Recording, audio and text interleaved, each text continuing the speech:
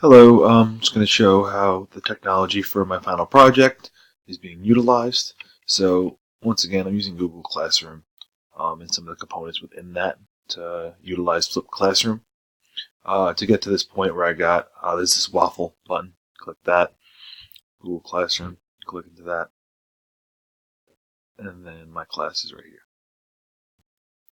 So right here, we have all of the items that go along with it. We have stream, classwork, people and grades again. I created this whole stream that I have down here. I started off with a video, so you're able to post YouTube videos and have people watch them, share it, write down what you want them to do, and all that. Then we got one of the PowerPoints. I added a PowerPoint into here, and I'm having them use the PowerPoint to make a video as a video project. So they're going to use Screen Recorder, create a video and a PowerPoint of your own describing how health and wellness affects them.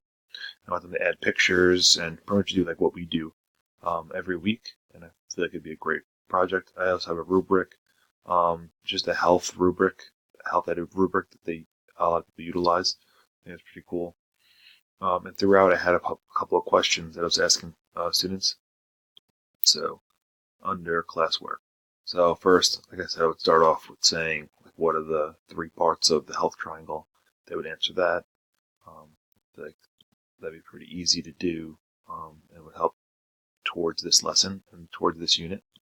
And then also, like, what was the favorite part of this video project? That's something that'd be really good to ask them, see if they actually liked working with the technology, or if they rather have just have a classic instructional strategy instead of doing this flip classroom idea.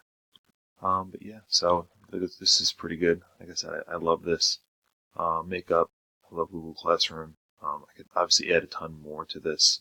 And I could keep going with it to create a longer unit and develop a longer curriculum.